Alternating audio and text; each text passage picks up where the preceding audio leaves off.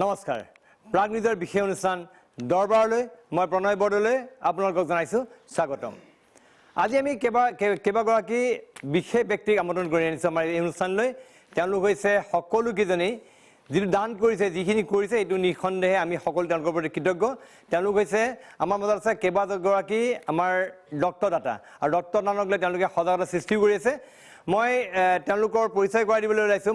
মোৰ সৈতে আছে সোঁফালৰ পৰা আছে ডক্টৰ হীৰকজ্যোতি দাস, তেখেত হৈছে নাৰায়ণা ছুপাৰ স্পেচিয়েলিটি হস্পিটেলৰ, তেখেত হৈছে ব্লাড বেংকৰ HOD। আমাৰ সৈতে আছে ৰাজীৱ চৌৰাৰিয়া, তেখেত হৈছে মাৰোৱাৰী যুৱ মঞ্চ তাৰে তেখেতে জইণ্ট ছেক্ৰেটাৰী, তেখেতে ব্লাড বেংকৰ ব্লাডৰ লৈ কাম কৰি আছে।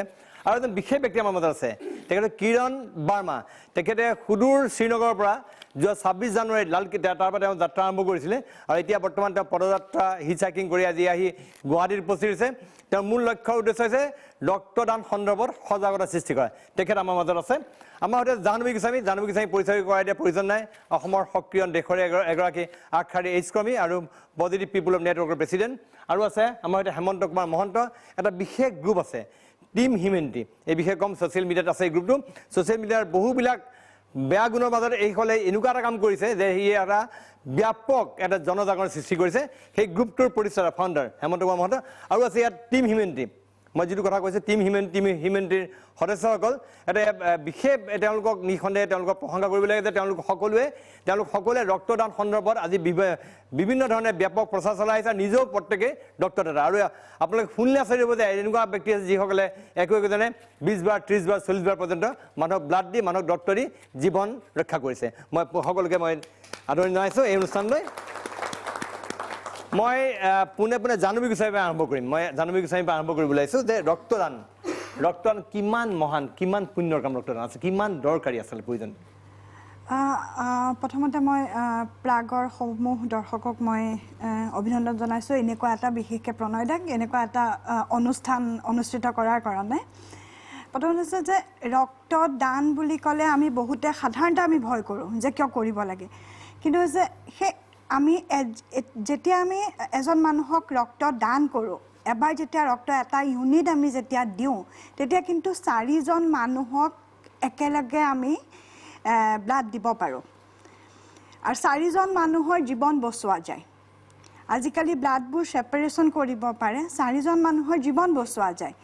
আৰু যেতিয়া হিমোগ্ল'বিন সাধাৰণতে কি হয়, ৰেড ব্লাড চেল বিভিন্ন ধৰণৰ আছে বা হোৱাইট ব্লাড চেল ডক্টৰ আছে তেখেতে ক'ব পাৰিব, সেইবোৰ কমি গ'লে আজিকালি ছেপাৰেশ্যনত দিয়ে। যেতিয়া হোল ব্লাড আমি দিবলগীয়া হয়, বিশেষকৈ হিমোগ্ল'বিন কমি গ'লে, তেতিয়াহ'লে এজন মানুহ হিমোগ্ল'বিন যেতিয়া কমি যায়, শৰীৰত যেতিয়া ৰক্ত কমি যায়, মৃত্যুৰ মুখলৈকে পৰিব পাৰে। আৰু সেই মানুহজনক যেতিয়া আমি অলপমান তেজ দান কৰি আমি যেতিয়া বচাব পাৰোঁ, তাতকৈ আমাৰ কাৰণে মহান কাম একো হ'ব নোৱাৰে। কাৰণ আমি বিশেষ আমি একো কৰিব নোৱাৰোঁ। আমি সাধাৰণতে তেজ আৰু যিখিনি তেজ আমি অতি কম সোনকালে আমি নিজৰ বডিত আমি প্ৰডিউচ কৰিব পাৰোঁ। তেজ দিয়া নিচিনা মহান কাম একো নাই, এইটো আমি ইতিমধ্যে আমি কৈছোঁ। কিন্তু মই আহিছোঁ এজন বিশেষ ব্যক্তি, মই কৈছোঁ যে কিৰণ বাৰ্মা, তেখেতৰ কাহিনী শুনিলে আচৰিত লাগে। তেখেতে খুব ভাল কৰ্পৰেট ৱৰ্ল্ডত খুব ভাল কাম চাকৰিত আছিলে, কিন্তু সেই চাকৰি বাদ দি এটা লক্ষ্যৰে যে তেজদান ৰক্তদান সন্দৰ্ভত সজাগতা সৃষ্টিৰ কাৰণে তেখেতে ইতিমধ্যে আমি কৈছোঁ শ্ৰীনগৰৰ পৰা যাত্ৰা আৰম্ভ কৰিলে যোৱা 26 জানুৱাৰীত, বৰ্তমান আহি গুৱাহাটীত উপস্থিত হৈছে। তেখেতৰ যাত্ৰাৰ বিষয়ে মই জানিব বিচাৰিম। आपका ये जो जर्नी था, इस जर्नी के बारे में आप कुछ बोलेंगे, कैसे स्टार्ट किया, किस लिए स्टार्ट किए थे? जब मैं छोटा था तो मदर की डेथ हो गई थी कैंसर की वजह से। सो जब कैंसर की वजह से डेथ हुई तो then I got to realise what is the importance of life. The whole disturbance into my family and life got because of that death. तो मेरे को जब वो पता चला कि लाइफ की वैल्यू क्या होती है, और जब मैंने पहली बार ब्लड दिया तो मुझे पता चला कि कितना अच्छा फील होता है किसी की जान बचा के। और उसके अंदर मैंने अपने आप को रख के जब देखा तो मुझे लगा कि किसी के लिए कितना इम्पोर्टेंट होगा रक्त की कमी के टाइम पे। तो तभी फिर मैंने फैसला किया दैट कि मैं रक्त दान करूँगा। और अभी तक मैं 41 टाइम्स ब्लड दे चुका हूँ। आपने 41 टाइम्स अभी तक ब्लड डिफरेंट पीपल को दिए? यस। सो जब मैं ब्लड दे रहा था जिस वक्त, सो उसी वक्त दिल्ली के अंदर क्या हुआ कि मेरा ब्लड एक ऐसी फैमिली को बेच दिया गया जो रायपुर छत्तीसगढ़ से थी और बहुत गरीब परिवार से थी। तो जब मुझे असल में उनको बोला गया है कि आप क्योंकि बाहर से हो तो आपको ब्लड खरीदना पड़ेगा और हम आपके लिए ब्लड अरेंज कर देंगे।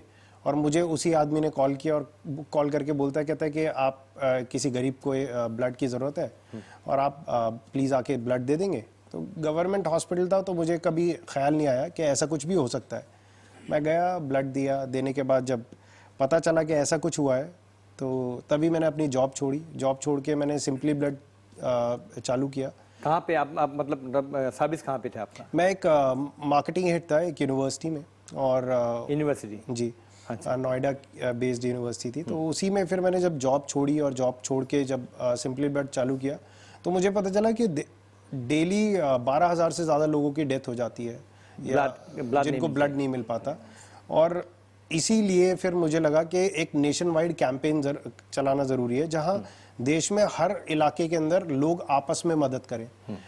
ब्लड बैंक हर जगह नहीं जा सकता, सरकार हर जगह नहीं जा सकती, हॉस्पिटल हर जगह नहीं जा सकता, लेकिन आप हर जगह जा सकते हो।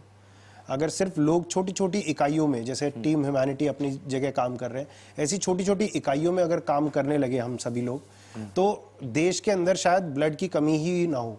सो मेरा मकसद है कि लोग जागरूक हों, अपने आसपास ही वो ब्लड की नीड पूरी करें और जहाँ कहीं भी ब्लड की नीड अधूरी रह जाती है उसके लिए सिस्टम और सरकार इतने कारगर हो या प्राइवेट ऑर्गेनाइजेशन इतने कारगर हो कि वहाँ ब्लड पहुँचाया जा सके। सही। तो ये इसीलिए मैं मुहिम के दौरान मैं पैदल चला। और ठीक है आपका जो जर्नी था वहाँ से यहाँ तक वो उसका बारे में हम बाद में आएंगे। आप मैं अथनी কৈছিলোঁ যে টিম হিউমেনিটিৰ কথা।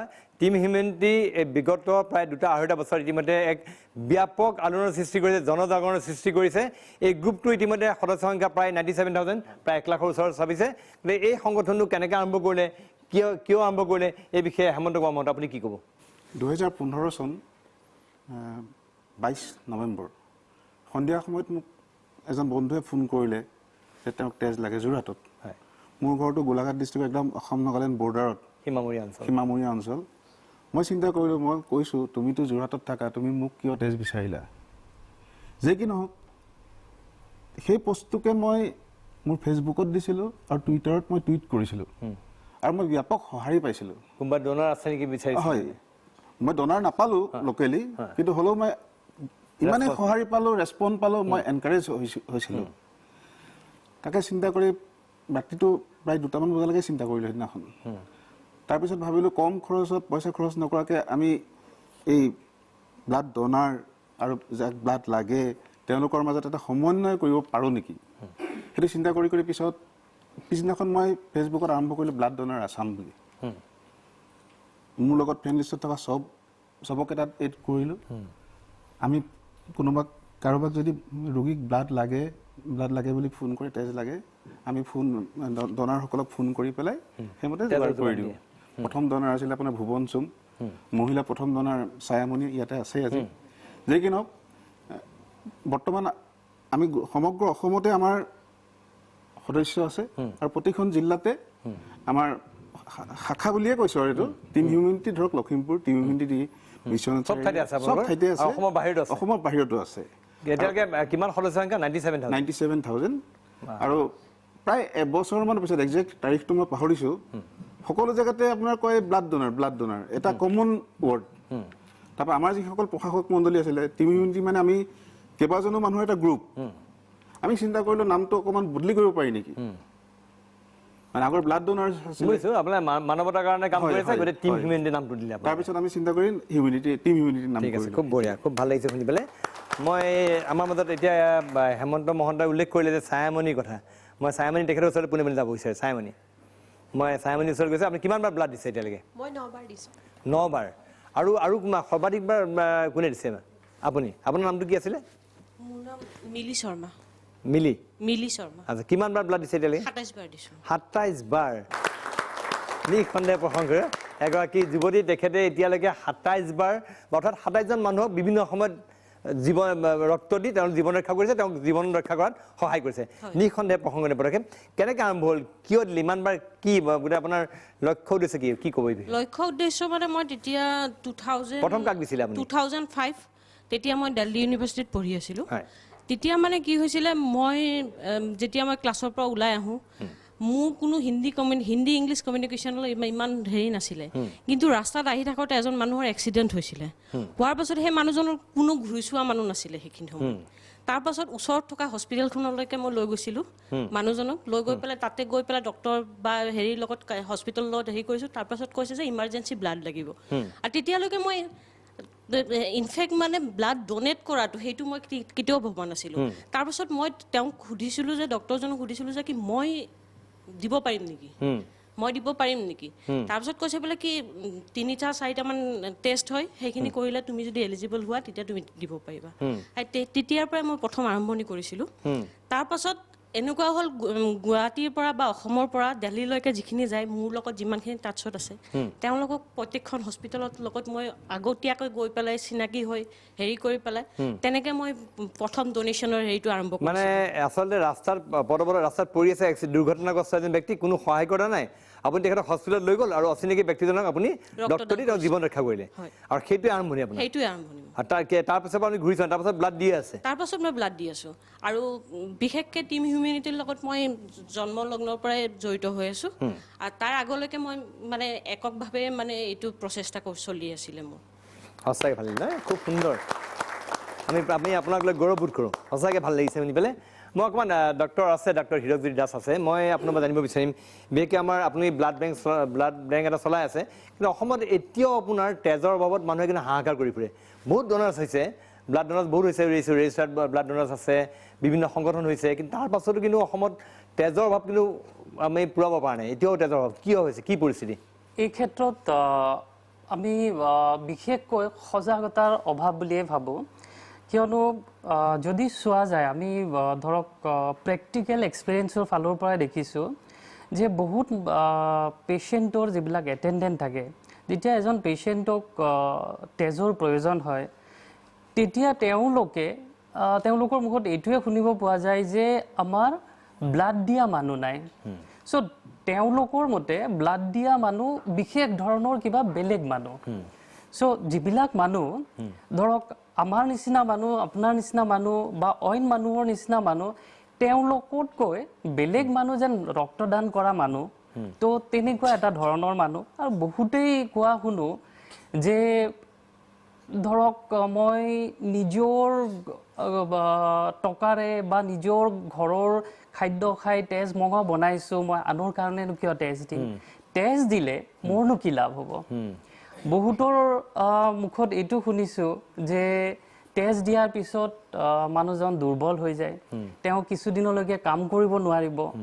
বা কিছুমানৰ মুখত এইটোও শুনিছোঁ যে তেজ দিব বেয়া নাপাওঁ কিন্তু তেজ দিয়া এই বেজীটো এইটো বহুত ডাঙৰ চ' এনেকুৱা আমি ধৰক বহুত সোমাই আছে আৰু বহুতেই ভাবে যে অন্যান্য ঔষধ পাতিৰ নিচিনা তেজটো এটা কিনিব পোৱা বস্তু চাগে এই বুলি ভাবে তো এই বুলি ভাবি হস্পিটেলত আহি পেলাই ধৰক এইটোতো কিনিবলৈ নাপায় নেকি আপোনালোকৰ ইয়াত যে আমিতো আগৰবাৰ অমুকত যাওঁতে এইখন এনেকুৱা হৈছিলে আমিতো পইচা দি পেলাই পাইছিলোঁ চ' সেই বস্তুটো ইয়াতে নাপায় নেকি আমি পইচা দিব ৰেডি আছোঁ আপুনি মেনেজ কৰি দিয়ক চ' এনেকুৱা কিছুমান মিছকনচেপশ্যন আমাৰ মাজত এতিয়াও আছে আৰু যদি আমি ৰাষ্ট্ৰীয় পৰ্যায়ত চাওঁ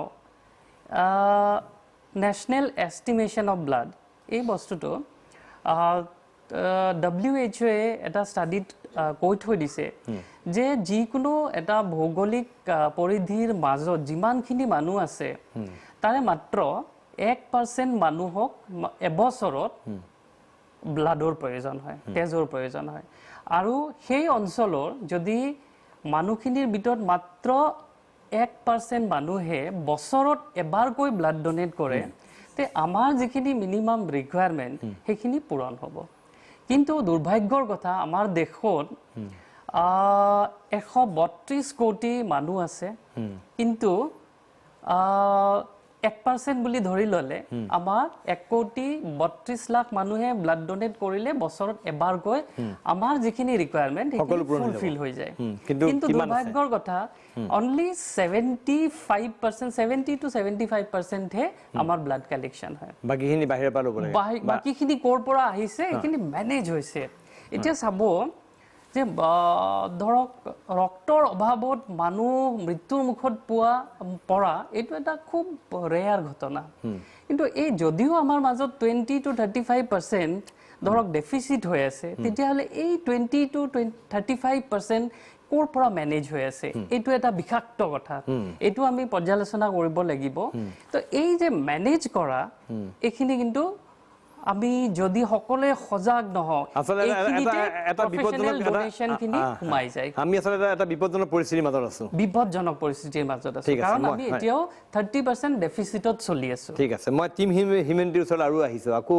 টিম হিউমেনিটিৰ ফালৰ পৰা আৰু কোনোবাই ক'ব নেকি মানে টিম হিউমেনিটিৰ বিষয়ে হয় মই টিম হিউমেনিটিৰ 200জনীয়া সদস্যৰ ভিতৰত অন্যতম দীপজ্যোতি কলিতা যোৰহাটৰ কিমান আছে আপোনাৰ টিম হিউমেনিটিৰ আপুনি ক'লে 97000 মেম্বাৰ আছে আৰু 200 জন সক্ৰিয় সদস্য নেকি 200 জন হৈছে আমি টিম ৱৰ্কাৰ বিভিন্ন ডিষ্ট্ৰিক্টক তেওঁলোকে প্ৰতিনিধিত্ব কৰিছে ইয়াত দেখিছে প্ৰতিখন ডিষ্ট্ৰিক্টৰ মানুহ আছে কোন কোন ডিষ্ট্ৰিক্টৰ পৰা আহিছে আপোনাৰ মানুহ ইয়াতে আপুনি পাব ধুবুৰী পাব বৰপেটাৰ পাব নগাঁও আছে মৰিগাঁও আছে আমাৰ গোলাঘাট আছে মাজুলীৰ আছে ডিব্ৰুগড়ৰ আছে লখিমপুৰৰ আছে আৰু আমাৰ নামৰূপৰ বিভিন্ন ঠাই পাইছে আৰু তেওঁলোকৰ প্ৰত্যেকৰে এটাই উদ্দেশ্য যে ৰক্তদান সন্দৰ্ভত এটা সজাগতা সৃষ্টি হ'ব অসমত হয় তেওঁলোকৰ কথাটো হৈছে কি আমাৰ উদ্দেশ্যটো এইটোৱে আছিলে যে ইউথ জেনেৰেশ্যনৰ ওপৰত মানুহৰ এটা বিৰূপ প্ৰভাৱ আছে যে ভাবে আজিকালি যুৱচাম মানে বিপদগামী হৈছে তেওঁলোকে সামাজিক দায়বদ্ধতা চিনি নাপায় আৰু আমি ছ'চিয়েল মিডিয়াৰ জৰিয়তে এইসকল যুৱকক বা যুৱতীক আমি বিচাৰি উলিয়াইছিলোঁ যিসকল তেওঁলোকৰ ফেচবুক প্ৰফাইলত সামাজিকভাৱে সক্ৰিয়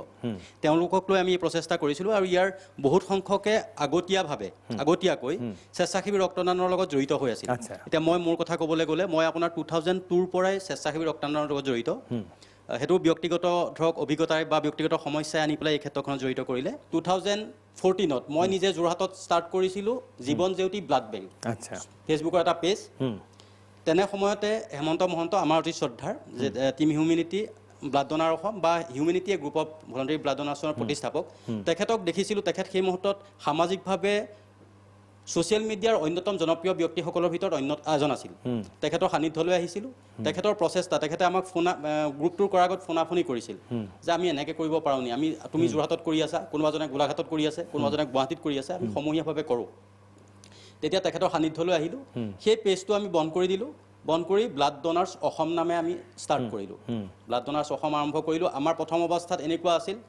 যে যিসকলে নিজে ব্লাড দিছে আমি তেওঁলোকক বিচাৰি এড কৰিছিলোঁ পৰৱৰ্তী পৰ্যায়ত আমি ৰিপ্লেচমেণ্ট ডনেশ্যন যিটো আমি ধৰক কোনোবা এজন ৰোগীক যেতিয়া ব্লাড প্ৰয়োজন হয় আমাক যেতিয়া ফোন কৰে সেইটো কৰাৰ ক্ষেত্ৰত সহায় কৰাৰ লগতে আমি সজাগতা ৰেলী সজাগতা সভা এইবিলাক অনুষ্ঠিত কৰিছোঁ ইতিমধ্যে বিভিন্ন ডিষ্ট্ৰিক্টত হৈছে গুৱাহাটীত হৈছে লখিমপুৰত হৈছে এতিয়ালৈকে প্ৰায় 15টা অনুষ্ঠান আমি কৰিছোঁ আৰু এতিয়া এই যে 97000 মেম্বাৰ্ছ হ'ল এইটো আপোনাৰ অকল ফেচবুকৰ জৰিয়তে হৈছে এতিয়া কথা হৈছে কি আপোনাৰ 97000 মেম্বাৰ যিখিনি হৈছে তেওঁলোকক আমি ডনাৰ মেম্বাৰ বুলি ক'ব নোৱাৰোঁ তাত সাধাৰণ মেম্বাৰো আছে তাত এনেকুৱা মানুহো আছে যে তেজ দিবলৈ ভয় কৰে তেজৰ প্ৰয়োজনীয় আশাত সোমাই আছে কিন্তু আমাৰ তাতে 25000 আছে ৰেগুলাৰ ডনাৰ 20,000 ৰেগুলাৰ ডনাৰ ভিতৰতে আছে আপোনাৰ 25,000ৰ 20% আছে ৰেগুলাৰ মানে অতি ৰেগুলাৰ বুলি ক'ব পাৰোঁ যাক প্ৰতি 3 মাহৰ মূৰে ব্লাড দিয়ে তেওঁলোকে আমাৰ ইয়াত যিসকল আছে তাৰ পাছতে আপোনাৰ কিছুমান এনেকুৱা মানুহ আছে যি ধৰক বছৰত 2বাৰ ব্লাড দিয়ে কোনোবাই ধৰক বছৰত এবাৰ দিয়ে কিছুমান এনেকুৱা এতিয়া আমি এটা ট্ৰেণ্ড আনিব বিচাৰিছোঁ বাৰ্থডেৰ দিনা মেৰিজ চেৰিমনিৰ দিনা দেউতাকৰ তিথিৰ দিনা মাকৰ তিথিৰ দিনা আপুনি খুব সুন্দৰ পদক্ষেপ লৈছে টিম হিউমেনিটি নিখনে প্ৰসংগিক পদক্ষেপ সঁচাই শুনি ভাল লাগিছে আমি এই বিষয়লৈ আৰু অধিক কথা পাতিম তেওঁলোকৰ সৈতে তেওঁলোকৰ মাজত এনেকুৱা ব্যক্তি আছে যিসকলে 30 বাৰ 40 বাৰ টেষ্ট দিছে তেওঁলোকৰ সৈতে কথা পাতিম আৰু কিৰণ বৰ্মা আছে তেওঁ আমি কৈছোঁ ইতিমধ্যে এজন তেওঁ কৰ্পৰেট ৱৰ্ল্ডৰ চাকৰি বাদ দি আহি এই ব্লাড ডোনেশ্যন সন্দৰ্ভত সজাগতা সৃষ্টিৰ কাৰণে এক অভিযান চলাইছে তেওঁৰ সৈতে কথা পাতিম কিন্তু তাৰ পূৰ্বে মই লৈছোঁ খন্তেক সময়ৰ বাণিজ্যিক বিৰতি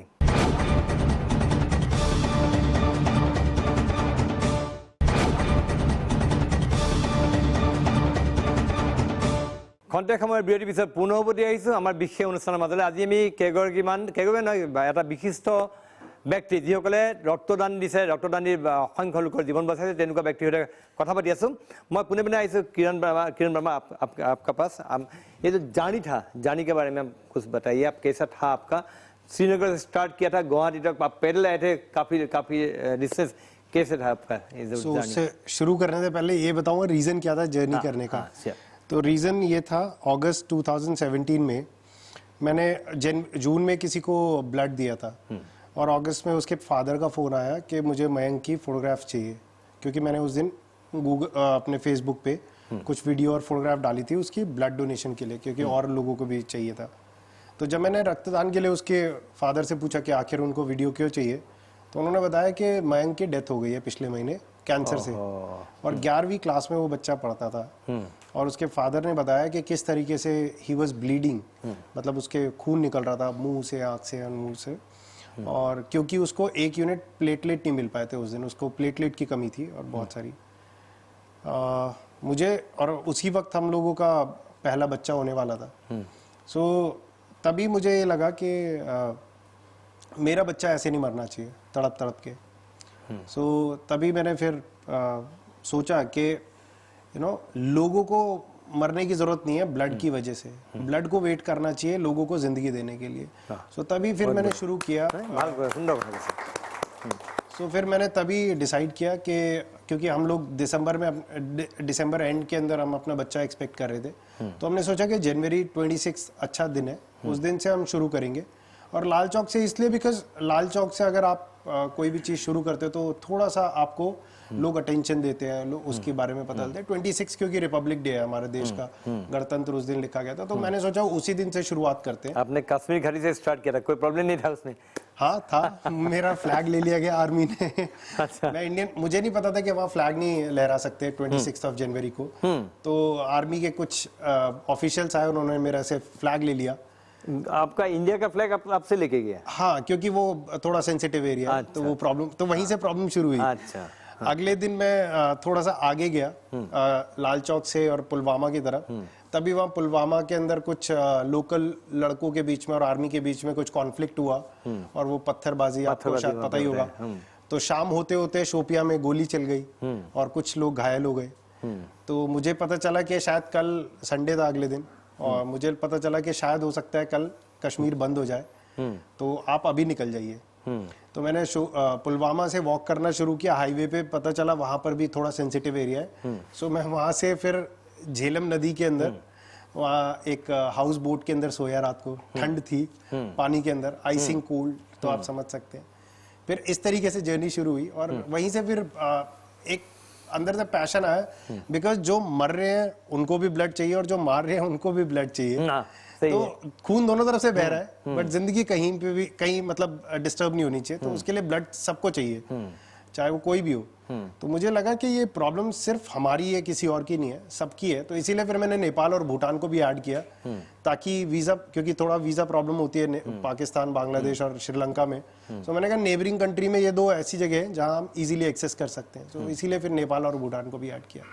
तो ऐसे मैंने शुरू किया। फिर उसके बाद पंजाब गया। पंजाब के अंदर जाके वहां पर एक जगह चोरी, हाईवे पे मैं वॉक कर रहा था, तो वहाँ चोरी करने की कोशिश की। बटाला से आगे एक जगह है, आपका सामान, हाँ, मेरा बैग छीनने की कोशिश की। तो फिर वहाँ लोकल लोगों ने आके बचा लिया। तो ऑल्दो मेरे साथ ज़्यादा कुछ नहीं हुआ। लेकिन फिर उसके बाद मैंने क्या किया, हाईवेज पे मैंने कोशिश की कि जहाँ तक मैं वॉक कर सकता हूँ वहाँ तक मैं वॉक करूँ, और फिर हाईवेज पे जाके लिफ्ट ले लूँ या पब्लिक ट्रांसपोर्ट यूज़ कर लूँ।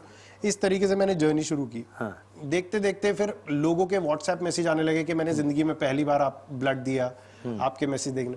जयपुर में, मैं ट्यूसडे की बात है, मैं जयपुर में एक लेट नाइट 11-12 बजे के करीब मैं एक मीट शॉप पे पहुंचा, वहाँ खाना खाने के लिए। एक्चुअली मैं ड्रग, वो कुछ नशे वाले आदमी पीछे पड़ गए थे, वो स्नैचर वगैरह टाइप के।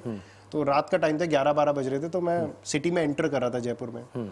तो वहाँ पर मैं जैसे ही गया, तो वहाँ जाने के बाद मैंने फर्स्ट टाइम मतलब वहाँ गया, तो पता चला कि किसी ने फर्स्ट टाइम वहाँ ब्लड दिया मेरा आर्टिकल पढ़ने के बाद। सो दैट वाज समथिंग के जो और मोटिवेट किया है। राइट, हाँ। तो आगे चलिए। तो दिल्ली होके अब यहाँ पे आ गए, असम। तो असम, दिल्ली से असम तक कैसा था आपका? कैसे, तो मैं श्रीनगर गया, श्रीनगर से फिर पंजाब गया, पंजाब से मैं चंडीगढ़, चंडीगढ़ से हिमाचल, हिमाचल में क्योंकि स्नोफॉल होने लगी थी और मेरे पैर में इंजरी हो गई थी, तो आई केम बैक फ्रॉम कालका। फिर वहाँ से हरियाणा होते हुए फिर आई वेंट टू राजस्थान गया, फिर वहाँ गुजरात गया, दमन, दादर नगर हवेली, महाराष्ट्र, फिर गोवा, फिर कर्नाटका, केरला, तमिलनाडु, पौंडीचेरी, आंध्रा, ये तेलंगाना। सारा स्टेट आपने अभी तक ट्रेवल कर लिया? हाँ, ट्रैवल complete कर लिया। फिर उसके बाद मध्य प्रदेश, छत्तीसगढ़, उड़ीसा, वेस्ट बंगाल, अब ना हुआ तब सभी जगह में आप लोगों का साथ ये हाँ, मैं इसका कॉलेजेस, awareness- यूनिवर्सिटीज, इवन मैं बस स्टैंड्स पे, रेलवे स्टेशन पे जहाँ कोशिश करता था वहाँ चिल्लाने लगता था। तो क्योंकि अगर मान लीजिए एक आदमी भी इंस्पायर होता है तो that is worth it. Right, मतलब मुझे लगेगा कि हाँ मेरे प्रयास काम है। বঢ়িয়া, খুব ভাল লাগিছে সোনকালে। মই আকবাৰ টিম হিউমেনিটিৰ ওচৰত আহিছোঁ আকৌ। মই আপোনালোকৰ মাজত কেইবাজনো আছে এনেকুৱা ব্যক্তি যোনে বহুবাৰ ডক্টৰ দিছে। ইয়াৰ মাজত সৰ্বাধিকবাৰ ডক্টৰ দিয়া মানুহ কোন আছে নেকি? মানে কিমানবাৰ দিছে? নমস্কাৰ, আপোনাৰ নামটো? নমস্কাৰ, মই প্ৰাঞ্জল দত্ত। হয়। মই এতিয়ালৈকে 29 বাৰ ৰক্তদান 29 বাৰ ব্লাড দিছে। ক'ত ঘৰ আপোনাৰ? মোৰ যোৰহাটত ঘৰ। কিমানজন মানুহক আপুনি সেই যিবিলাক মানুহক ৰক্ত দিলে তেওঁলোকক এতিয়াও তেওঁলোকৰ লগত সম্পৰ্ক আছেনে? নাই নাই, মই এতিয়ালৈকে জনাত মই মাত্ৰ দুজনেই মোৰ চিনাকি মানুহক মই টেষ্ট দিছোঁ। প্ৰথম টেষ্ট দিছিলোঁ মই মোৰ সম্পৰ্কীয় এজন খুৰাক, আৰু তাৰপিছত কেই নম্বৰ বাৰ নাজানো 100 গ্ৰাম দিছিলোঁ মই মোৰ সম্পৰ্কীয় ভাগিন এজনক 100 গ্ৰাম। সেই দুজনেই মোৰ এতিয়ালৈকে মই টেষ্ট দিয়া চিনাকি মানে ব্যক্তি। বাকী সকলো অচিনাকি ব্যক্তি। অচিনাকি ব্যক্তি, আৰু তেখেতলোকক বৰ্তমানলৈকে মই চিনি নাপাওঁ। আৰু মোৰ চবতকৈ এটা স্মৰণীয় ঘটনা হ'ল কি, মোৰ মিছেছ নাৰ্ছিং হোমত শ্বাস প্ৰশ্বাসজনিত ৰোগত মানে পৰি আছে, অক্সিজেন দি থৈছে। ৰাতিপুৱা সময়ত মই তেখেতৰ লগত এটেণ্ডেণ্ট হৈ আছিলোঁ। ৰাতিপুৱা সময়ত শুনিলোঁ বাৰাণ্ডাত এগৰাকী মানুহে ফোনত মানে কথা পাতি আছে, ব্লাড লাগে, মোৰ অ' পজিটিভ হয়, ব্লাড লাগে অ' পজিটিভ। কিন্তু ঘৰৰ পৰা মানুহ আহি পোৱালে মানে মেলিনা পেচেণ্ট, তেখেতৰ মানে অকণমান দেৰি হ'ব ঘৰৰ পৰা মানুহ আহি পেলাই। ঘৰতো বিশেষ কোনো মানুহ নাই, সৰু ল'ৰা এটা আছে আৰু ছোৱালী এজনী আছে। তাৰপৰা মই মোৰ মিছেছৰ মুখত এইটো মাস্ক লগোৱা আছে। তাৰপৰা মই মিছেছক সুধিলোঁ যে এই তেজ লাগে, মই দি দিওঁ নেকি? মিছেছে এইখন লগাই থোৱাৰ কাৰণে ক'ব পৰা নাই, এনেকৈ ক'লে মানে দি দে যায়। মই গৈ পেলাই ব্লাড বেংকত ব্লাড দি আছোঁ। প্ৰায় 1.5 কিলোমিটাৰমান আঁতৰত ব্লাড বেংক, বৰুৱা ক্লিনিকেল লেবৰেটৰীত। তাত মই ব্লাড দি আছোঁ। ব্লাড লৈ থকা মানুহজনে মোক সুধিছে, পেচেণ্টজন আপোনাৰ মানে এইবিলাক ফিট কৰি আছে, সুধি আছে পেচেণ্টজন আপোনাৰ কি হয়? মই কৈছোঁ মই নাজানো। তেখেতে কৈছে হেই আপুনি ব্লাড দিবলৈ আছে, পেচেণ্ট আপোনাৰ কি হয় নাজানে? মই ক'লোঁ যে মোৰ মিছেছ একচুৱেলি তেখেতৰ কাষৰ ৰুমটোত মোৰ মিছেছ পেচেণ্ট অক্সিজেন মাস্ক লৈ পৰি আছে, কিন্তু এখেতৰ ব্লাডৰ প্ৰয়োজনীয়তাত মানে মই ৰ'ব নোৱাৰি পেলাই মই গুচি আহিলোঁ। তেখেতে মোক তেতিয়া কৈছে যে আপোনাক এই মানুহজনে একো নিদিয়ে, ৰসগোল্লা 2টা খুৱাব। আপুনি যাক ব্লাড দিছে ৰসগোল্লা 2টা খুৱাব, আপোনাক যি দিব ওপৰলাই দিব। সেই কথাষাৰ মোৰ এতিয়াও মনত আছে।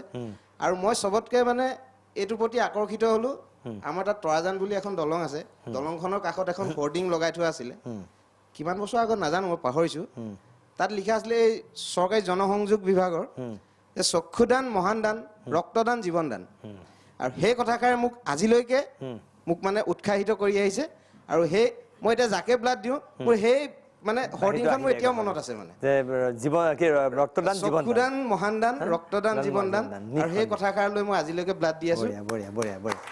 মই আহিম আকৌ আপোনালোকৰ ওচৰতে। মই অকণমান আহিছোঁ, ৰাজীৱ চৌৰাৰী আছে আমাৰ মাজত। তেখেত মাৰোৱাৰী যুৱমঞ্চ, আমাৰ গুৱাহাটী এটা অগ্ৰণী স্বেচ্ছাসেৱী সংগঠন। আপোনালোকৰ এই ব্লাড ডনেশ্যন সন্দৰ্ভত যথেষ্ট কাম কৰিছে, কি কৰিছে, কেনেকুৱা ব্যৱস্থা কৰি, এই বিষয়ে চমুকৈ অলপ ক'ব নেকি আপুনি? অল ইণ্ডিয়া মাৰৱাৰী ৱমেন যোনটো আমাৰ সংগঠন আছে, সেইটো খুবেই ভাল কথা। মানে এইটোৰ জন্ম গুৱাহাটীৰ পৰা হৈছিল ইন 1977। এতিয়া বৰ্তমান আমাৰ অল অভাৰ ইণ্ডিয়াত 610টা ব্ৰাঞ্চেছ আছে, শাখা আছে। আৰু আমি এক্টিভলি কাম কৰি আছোঁ পাব্লিক ইউটিলিটি ছাৰ্ভিচেছ ভিতৰতে। আমাৰ এম্বুলেঞ্চত আছে, ডেড বডি কেৰিং ভেন্স আছে। এইবিলাক আমি দেখি আছোঁ। আপুনি ব্লাড ডনেশ্যনটো কেনেকুৱা? ব্লাড ডনেশ্যন যেনেকা মই ডাটা দিব বিচাৰিছোঁ, যেনেকা লাষ্ট ইয়াৰ এৰাউণ্ড 874 আমি কেম্পছ কৰিছোঁ all over India. Actually the main aim to do this camps, মানে যে কেম্প কৰাৰ আমাৰ যে মেইন উদ্দেশ্য আছে two educate and encourage people so that they can come forward and donate blood. এই যোনটো আমি কেম্প কৰিছোঁ তাৰ 874 কেম্পছত এৰাউণ্ড 30,000 ব্লাড ইউনিট আমি কালেক্ট কৰিছোঁ অল অভাৰ ইণ্ডিয়া। আৰু ৰেগুলাৰ বেচিছত আমাৰ যিমান ব্ৰাঞ্চেছ আছে লাইভ ডনাৰ আমি কৰি থাকোঁ। কোনোবা আমাক যদি ফোন কৰে আমাৰ মেম্বাৰ্ছ যায় তাতে লাইভ ডনেট কৰোঁ নিয়াৰলি ইন গুৱাহাটী য'ত মই আছোঁ এতিয়া বৰ্তমান গুৱাহাটীত আমাৰ ডেইলি 6টা-7টা এনেকা ডিমাণ্ড আহে আৰু মই এইটো ফুলফিল কৰি আছোঁ তাৰমানে গুৱাহাটীত এতিয়া ধৰক কোনোবাই যদি ব্লাড লাগে বুলি আপোনালোকক ফোন কৰে আপোনালোকে লগলে যদি আপোনালোকৰ ব্লাড বেংক আছে আপুনি প্ৰভাইড কৰি দিওঁ এতিয়া আপুনি মোক ক'ব এ পজিটিভ বা এ নেগেটিভ ব্লাডৰ কোনোবা ডনাৰ আছে মোৰ ফোনত লিষ্ট আছে এ নেগেটিভত 10টা বা 20টা মানুহ যে মোৰ চিনাকি আছে মই ইহঁতক কণ্টেক্ট কৰি তাৰ লগত যোগাযোগ কিমান মানুহক এতিয়া আপোনালোকে মানে কিমান মানুহ আপোনালোকৰ লগত আছে বৰ্তমান মেম্বাৰ আপোনালোকৰ এইটো মেম্বাৰ আমাৰ যুৱ মঞ্চৰ যেনেকা মেম্বাৰ ইয়াত আমাৰ পূৰ্বোত্তৰত 74 ব্ৰাঞ্চেছ আছে নৰ্থ ইষ্টত আমাৰ 74 ব্ৰাঞ্চেছ আছে আৰু অল ওভাৰ ইণ্ডিয়াত 610 আছে এৰাউণ্ড 50,000 মেম্বাৰ্ছ অল ওভাৰ ইণ্ডিয়াত আছে আমাৰ অসমত আপোনাৰ গুৱাহাটীত কিমান মানে ব্লাড ডোনাৰ্ছ কিমান আছে তাৰ ভিতৰত ব্লাড ডোনাৰ্ছ তেনেকা ব্লাড ডোনাৰ্ছ বুলি কোনো নাই আমাৰ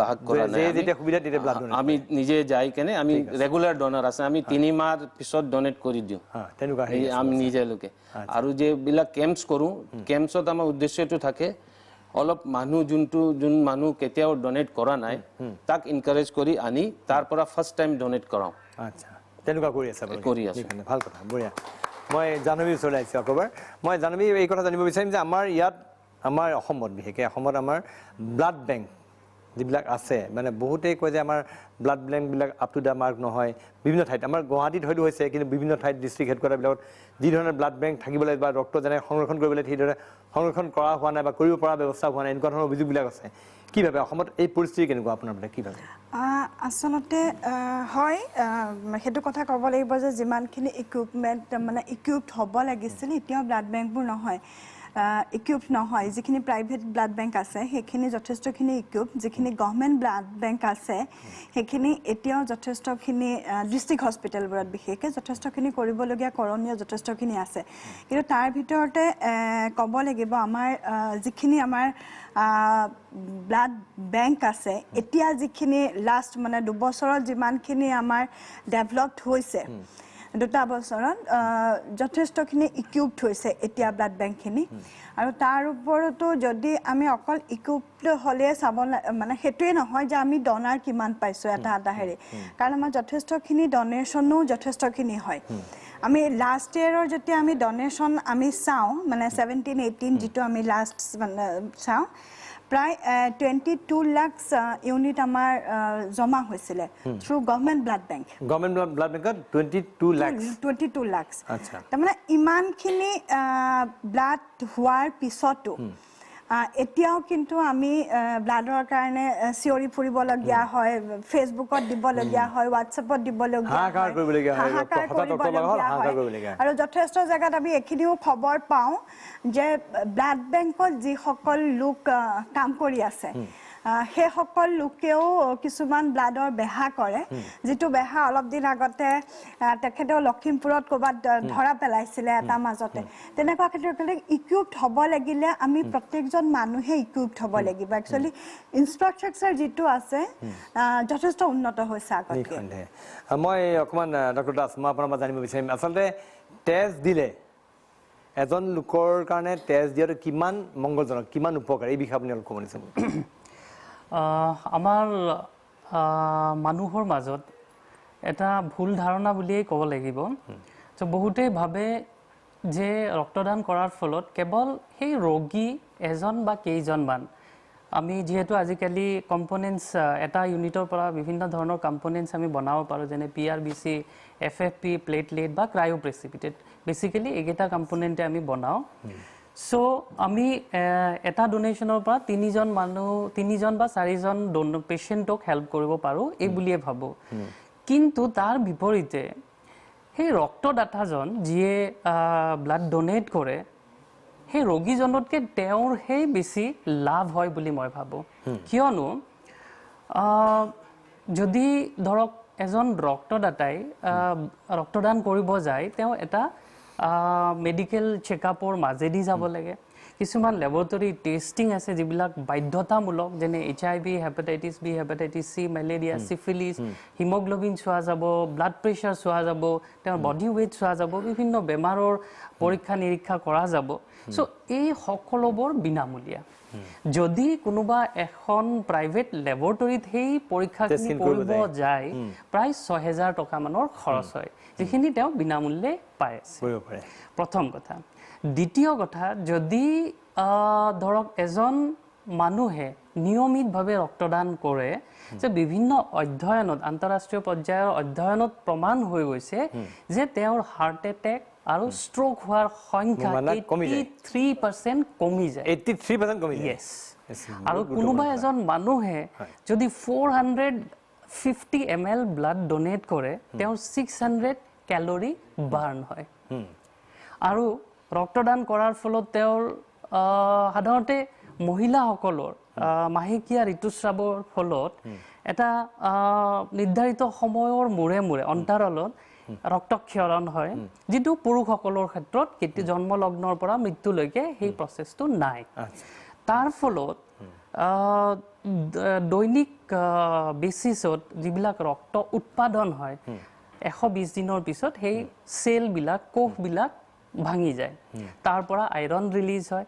আৰু শেষত এজন মানুহে যদি গোটেই জীৱনত তেওঁ এবাৰো ৰক্তদান কৰা নাই বা কিবা কাৰণত তেওঁ ৰক্তক্ষৰণ হোৱা নাই, তেতিয়াহ'লে সেই চেলবিলাক কোষবিলাক ভাঙি ভাঙি যিবিলাক আইৰণ পাৰ্টিকল জমা হয়, তো সেইবিলাকে ফ্ৰী ৰেডিকেল ইঞ্জুৰি কৰিব পাৰে। যদি এজন মানুহে বিশেষকৈ পুৰুষে যদি এটা সময়ৰ বিৰতিৰ পিছত নিয়মিতভাৱে ৰক্তদান কৰে, তেতিয়াহ'লে তেওঁৰ এই ফ্ৰী ৰেডিকেল ইঞ্জুৰিবিলাক কমি যায়।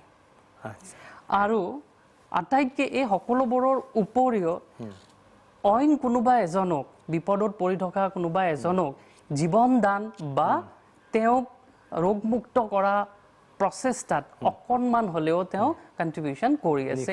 এইটো হ'ল মহৎ উদ্দেশ্য। খুব ভাল লাগিলে, খুব সুন্দৰভাৱে তেখেতে ব্যাখ্যা আগবঢ়াইছে। খুব হয়তো দৰ্শকসকল যদি আপোনালোকে শুনি আছে যে ৰক্তদানৰ উপকাৰিতা সন্দৰ্ভত আপোনালোকে জানিব পাৰিলে। আমি এই বিষয়ত আৰু কথা পাতিম, ৰক্তদানৰ ফলত আৰু কি কি সুবিধা হয় আৰু কি কি অসুবিধা হয়, কোনে ৰক্ত দিব পাৰে কোনে নোৱাৰে, এইবিলাক বিষয়ে কথা পাতিম। আৰু আমাৰ মাজত টিম হিউমেনিটিৰ আৰু বহুসংখ্যক লোক আছে, তেওঁলোকৰ বহুত কাহিনী আছে, তেওঁলোকে বহু লোকক জীৱন দান দিছে, সেই বিষয়ে কথা পাতিম। কিন্তু এতিয়া লৈছোঁ মই খন্তেক সময়ৰ বাণিজ্যিক বিৰতি।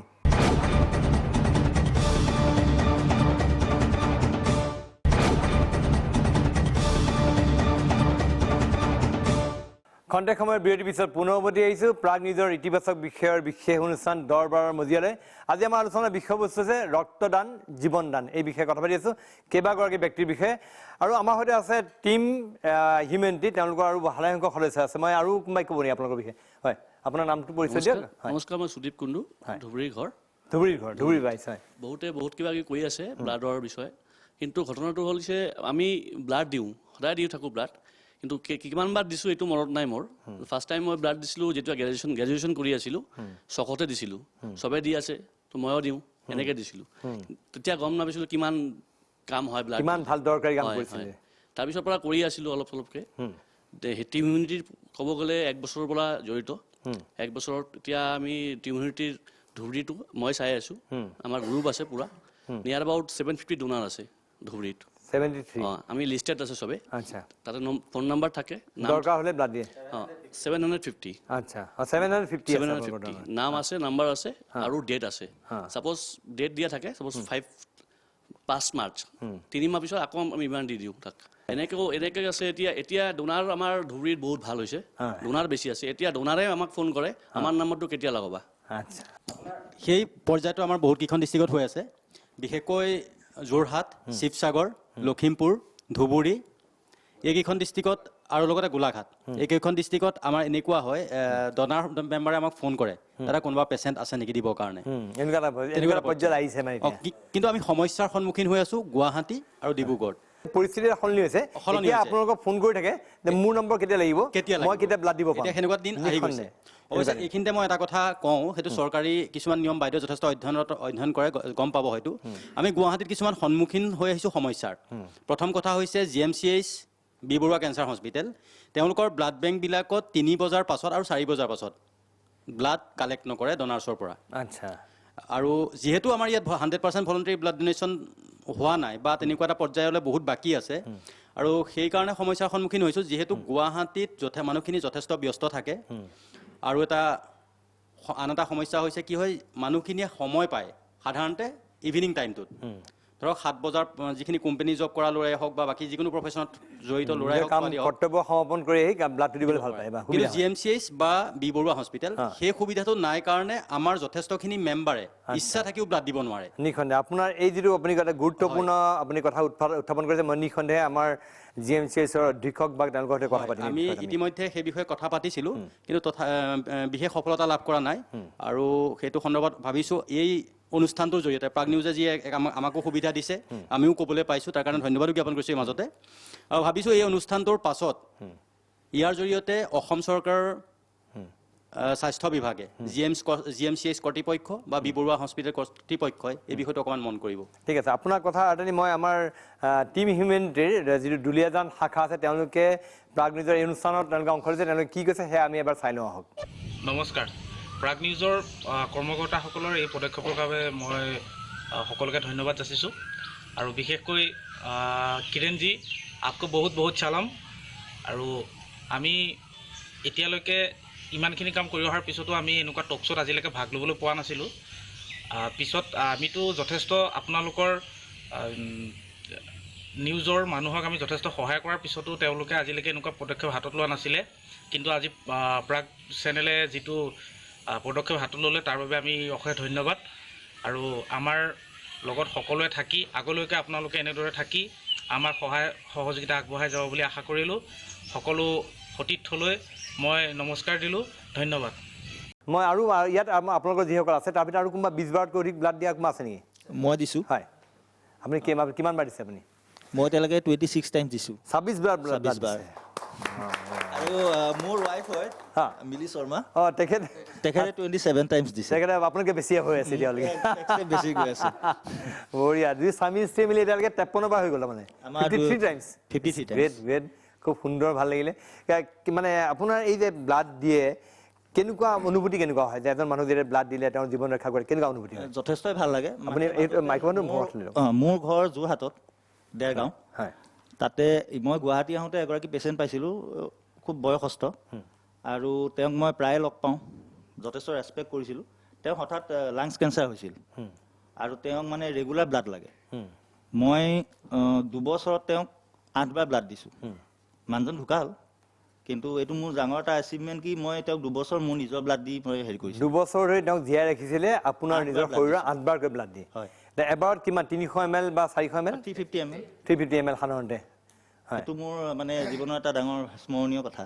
আচ্ছা, সেইটো সেই অনুভূতিবিলাক বিৰাট মিঠা অনুভূতি, মানে ভাল লাগে যে খুবেই ভাল লাগে। আপুনি ৰক্ত দিছে, কাৰোবাৰ জীৱন ৰক্ষা পৰিছে। হয়, হয়। আৰু আপুনি ৰক্ত দি থকাৰ কাৰণে হয়তো 2 বছৰ বাচি থাকিলে আৰু হয়। নহ'লে তেওঁৰ আয়ু ৰেখা আৰু 2 বছৰ ছুটি হৈ গ'লহেঁতেন। ছুটি হৈ গ'লহেঁতেন। আৰু কোনোবাই? হয় নমস্কাৰ, হয়, মই নাৰায়ণ হস্পিটেলৰ টেকনিচিয়ান হয়, দীপক কলিতা। আচ্ছা, এইমাত্ৰ কেলে দিব্যদাই ক'লে বোলে 4 বজাৰ পৰা 5 বজালৈও দিব পাৰি, ব্লাড দিব পাৰি। এইটো মানে এতিয়া আমাৰ ক'ব হিৰকচাৰ নিশ্চয় কৰিব, ক'ব কথাটো কি বোলে নোৱাৰি। মানে কি হয়, মানুহজনে দিনটো কৰে, কাম কৰে, কামৰ পৰা কি বোলে যাব, কি বোলে অফিচৰ পৰা যাব, যাই মানুহজন কি বোলে ভাগৰি যায় উঠি ব্লাড দিলে তেওঁৰ শৰীৰৰ ক্ষতি হোৱাৰ চান্স থাকে। আচ্ছা, সেনেকুৱা কথা এটা আছে। সেনেকুৱা কথাৰ কাৰণে ব্লাডটো তাৰমানে 2 বজাৰ পিছত হিচাপ মতে ব্লাড ল'ব নালাগে। আচ্ছা, তেনেকুৱা এটা নিয়ম এটা নিচিনা আছে মানে বস্তু। নিশ্চয় কি বোলে ছাৰে কৰিব, ভালকৈ ক'ব। ঠিক আছে, আৰু আপোনাৰ ওপৰত হয় হয় কওক। বন্ধু দিব্য এটা কথা ক'লে। আপুনি ক'ব আহিছে, ক'ব আপোনাৰ। মই গুৱাহাটীৰ মুনমুন দাস। মুনমুন দাস। আচ্ছা, গুৱাহাটীৰ GMCHত 3টা বজালৈ ন দিব্য? 4টালৈ। বি-বৰুৱা কেঞ্চাৰ হস্পিটেলতো 4টালৈ। 3টা বজাত 4টালৈ মই 1 তাৰিখে দিলোঁ। আচ্ছা, 4টা। আপুনি কিমান বাৰ ব্লাড দিছে? হিচাপ কৰা নাই, টিম হিউমেনিটিত অহাৰ পৰা দিয়ে আছোঁ। আচ্ছা, 6-7 বাৰ মান দিলোঁ নেকি। হ্যাঁ, আচ্ছা, তাত আৰু এটা ইণ্টাৰেষ্টিং কথা, বি-বৰুৱা কেঞ্চাৰ ইনষ্টিটিউটত ডোনাৰৰ ID প্ৰুফ লাগে। এইটো কিয় লাগে বুজি নাপালোঁ। মই 1 তাৰিখে দিব গ'লোঁ, 1 মে। আজি পেচেণ্ট গৰাকী ডোনাৰৰ ID কাৰ্ড বিচাৰিছে? ডোনাৰ, মোৰ ID কাৰ্ড লাগে। আচ্ছা, আজি অতীত আছে, অলপ সময়ত আগত অতীত আছে। আৰু লগতে মই লগতে তেখেতক এটা কথা মই জানিব বিচাৰিম মই এনেই মই অথনি কথা পাতিছিলোঁ আপোনাৰ এখন হাত আপুনি মই যিমান জানো আপোনাৰ কৃত্ৰিম আৰ্টিফিচিয়েল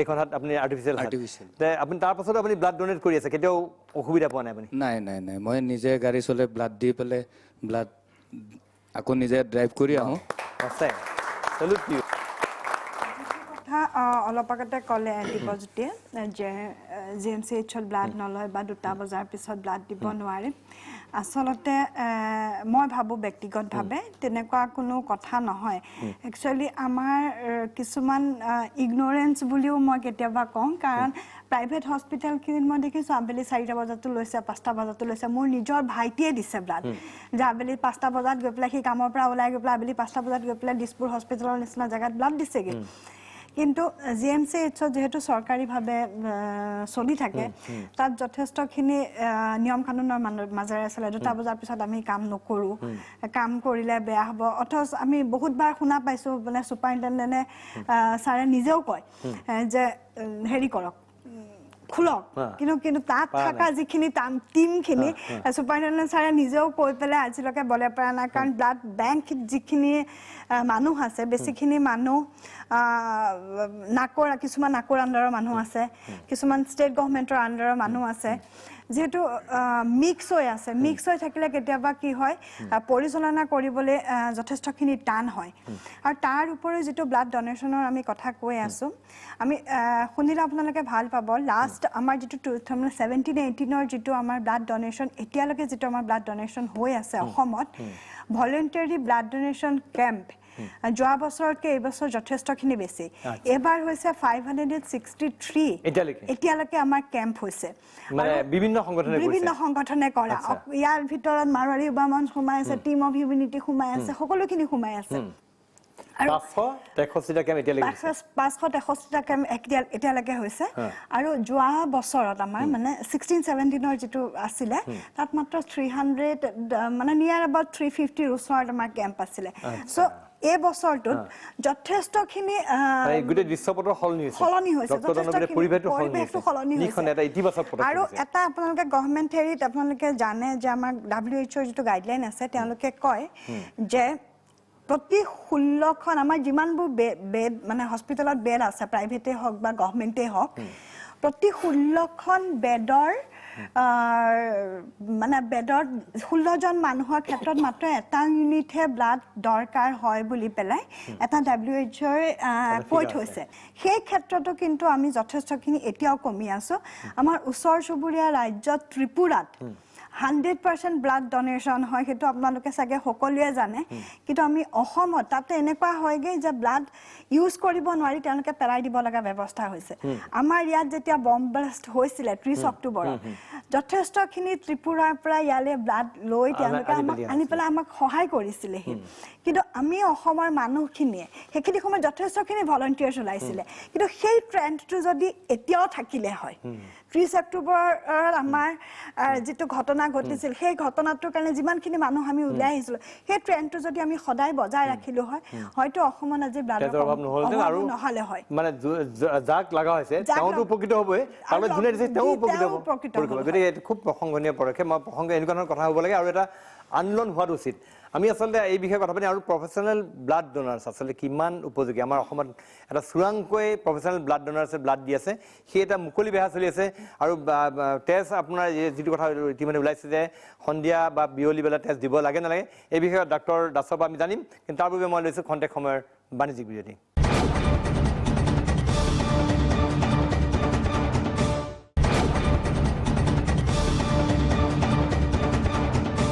আমি বিৰতিলৈ যোৱাৰ পূৰ্বে আমি কথা পাতি আছিলোঁ আচলতে আমাৰ অসমত প্ৰফেচনেল ব্লাড ডনাৰ্ছ চোৰাং ব্লাডৰ বেহা এইবিলাক চলি আছিলে ডক্টৰ দাস এই বিষয়ত কি ক'ব যে আমাৰ ইয়াত আমি দেখিবলৈ পাইছোঁ যে প্ৰায়ে আমি সংবাদ মাধ্যমত এই বাতৰি ওলাই যে চোৰাংকৈ তেজ দি আছে তেজ মানুহে কিনি আছে দৰকাৰ হৈছে এটা গোপন বেহা চলি আছে কি ভাবে আপুনি গোটেই বিষয়টো মই দুটা পৰ্যায়ত আলোচনা কৰিব বিচাৰিছোঁ প্ৰথম কথা অলপ আগতে কেইগৰাকীমান বক্তাই কৈছিলে যে 3টা বজা 4টা বজা এই বিষয়টোত মই ছাপৰ্টত বা এগেইনষ্টত একো নকওঁ কিন্তু যিটো কাৰিকৰী দিশ সেই বস্তুটো অলপমান সকলোকে ক'ব বিচাৰিছিলোঁ যদি আমি এতিয়া কম্পনেণ্ট ছেপাৰেশ্যনৰ ফালে আমি গৈ আছোঁ 100% কম্পনেণ্ট আমি এটা ব্লাডৰ পৰা আমি 3টা বা 4টা বনাব লাগে আৰু এই যিটো ৰক্তদান প্ৰক্ৰিয়া তো এইটো এটা প্ৰচেছৰ মাজেৰে যায় প্ৰথমতেই ধৰক ৰেজিষ্ট্ৰেশ্যন হ'ল তেওঁৰ কাউন্সেলিং হ'ব এজন ট্ৰেইন কাউন্সিলাৰে তেওঁক কাউন্সেলিং কৰিব তেওঁৰ যোগ্যতাটো নিৰীক্ষণ কৰিব শাৰীৰিক বা তেওঁৰ যিবিলাক হিষ্ট্ৰী হাই ৰিস্ক ফেক্টৰ কিবা আছে নেকি চ' এই গোটেইবিলাক পৰ্যালোচনা কৰি পেলাই শেষত এজন মেডিকেল অফিচাৰে তেওঁক পৰীক্ষা নিৰীক্ষা কৰিব আৰু তেওঁৰ যোগ্যতাত মোহৰ লগাব তাৰ পিছত তেওঁ ৰক্তদান কৰিব আৰু এই ৰক্তদান কৰা যিটো ইউনিট এই ইউনিটটো আমি জানো এইটো ছেপাৰেশ্যন কৰিব লাগে আৰু তাতে টেকনিকেল কথাটো হ'ল যে কালেকশ্যন কৰাৰ সংগ্ৰহ কৰাৰ 6 ঘণ্টাৰ ভিতৰত আমি এই ইউনিটটো ডিফাৰেণ্ট কম্পনেণ্টছত আমি ছেপাৰেট কৰিব লাগিব চ' নহ'লে আমি ছেপাৰেট কৰিব নোৱাৰোঁ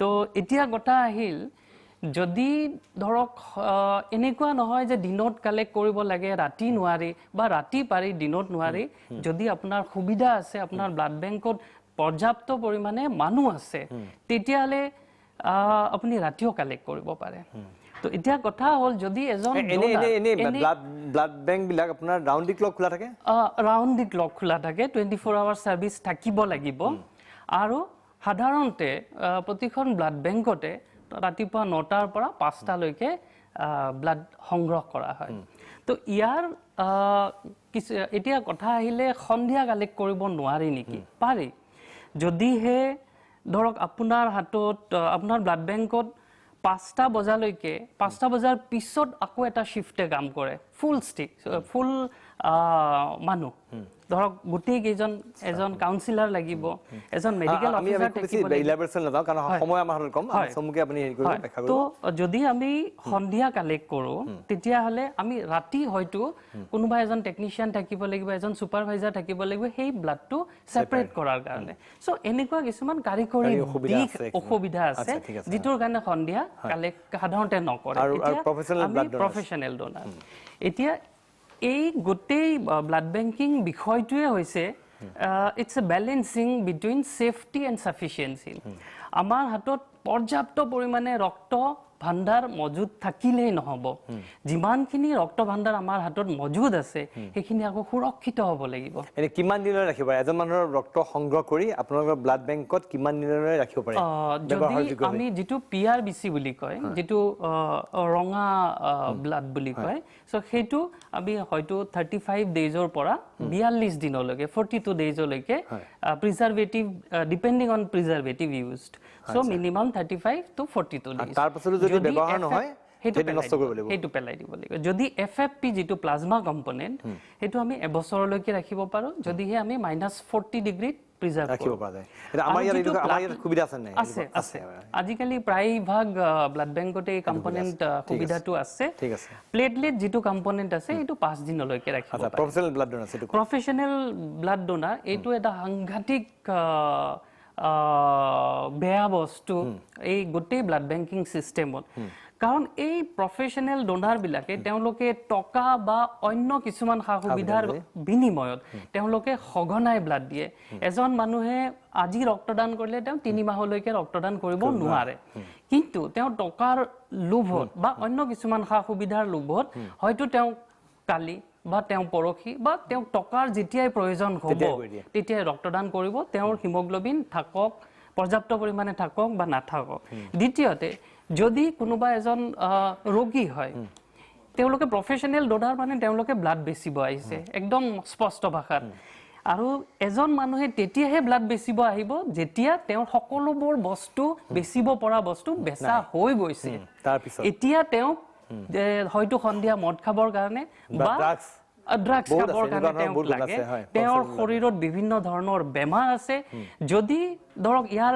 জৰিয়তে এই চেনেলৰ মাধ্যমেৰে মই সকলোকে ক'ব বিচাৰিছোঁ কাটৰভাৱে অনুৰোধ কৰিব বিচাৰিছোঁ যে আপোনালোকে শ্বৰ্টকাট নল'ব বিপদত পৰিলে বিভিন্নজনক সহায়ৰ কাৰণে হাত মেলিব হয়তো কোনোবাই স্বইচ্ছাই ৰক্তদান কৰিব আহিব ঠিক আছে, কিন্তু ডক্টৰ, হয়। প্ৰফেচনেল ডোনাৰৰ ওচৰত ঠিক আছে। সামান্য সহজ গোটেই প্ৰচেছটো সহজ কেতিয়াও কৰিবৰ নাযাব। কাৰণে হয়। আপোনালোকে মই প্ৰফেচনেল দৰ্শকৰ এইটো ডক্টৰ দাসে এটা অত্যন্ত সুন্দৰ কথা কৈছে যে প্ৰফেচনেল ব্লাড ডোনাৰ্ছৰ কাহ কেতিয়াও নাচাবিব কাৰণ প্ৰফেচনেল ব্লাড ডোনাৰ্ছে আপোনাৰ অন্য ক্ষেত্ৰত বিপদ মাতিব পাৰে এফালৰ পৰা সিহঁত ডক্টৰৰ প্ৰয়োজনটো পূৰণ নকৰিলেও আপোনাৰ শৰীৰত অন্য বহু ক্ষতিকাৰক সি বীজাণু সোমাই দিব পাৰে গতিকে এইটো অত্যন্ত ভয়াৱহ কথা সেই কামটোলৈ পৰাপক্ষত নাযাব আচলতে কি জানে প্ৰণয়দা আমি যিখিনি আমি ভুক্তভোগীসকলে প্ৰফেচনেল ব্লাড ডোনাৰ এজন সহজে বিচাৰি নাপায় কাৰণ তেওঁলোকৰ হাতত লিংক খুব কম থাকে কিন্তু ব্লাড বেংকত শুনিবলৈ অলপ বেয়া লাগে ক'বলৈ কিন্তু ব্লাড বেংকত যিসকল লোকে কাম কৰি তেওঁলোকৰ লগতহে যোগাযোগ থাকে আৰু তেওঁলোকে জানে অকণমান বিৰোধিতা কৰিম যে বহুত ব্লাড বেংক আছে যোনে অনেষ্টলি কাম কৰি আছে সেইটো মানে জেনেৰেলাইজ কৰা নাই কিন্তু আমি মানে প্ৰায়ে এনেকুৱা চৰকাৰী হস্পিটেল বিশেষকৈ বহুত ধৰণৰ এনেকুৱা অভিযোগ থাকে আপোনাৰ আমি সমাজ মানে প্ৰায়ে নিউজ লাগে প্ৰায় নিউজ আহি থাকে আমাৰ যে প্ৰফেচনেল ব্লাড ডোনাৰ তেওঁলোকৰ লগত লিংক থাকে আৰু যিজনে কাউন্সেলিং কৰে বা যিজনে ব্লাড ড্ৰ কৰে তেওঁলোকে মানুহজনক দেখিলে চিনি পায় তেওঁলোকে জানে তেওঁলোকৰ এটা লিংক থাকে আৰু সেই লিংকটো নোহোৱা কৰিবলৈ হ'লে সন্মুখত যিবিলাক পাণ দোকান থাকে ঠেলা আল্লা থাকে ৰিক্সা আল্লা থাকে হয় চক্ৰ এটা আছে আৰু যেতিয়া বিপদত পৰি এটেণ্ডেণ্টজনে কাৰোবাক ফোন কৰে সেই গম পোৱাৰ লগে লগে কথা বতৰা তেওঁলোকে শুনা পায় লগে লগে তেওঁলোকে অসমত এই ব্যৱসায় যিমানে আমি কওঁ কিন্তু এইটো ব্যৱসায় অসমত ব্যাপক হাৰত চলি আছে ৰাহুল চামাৰীয়ে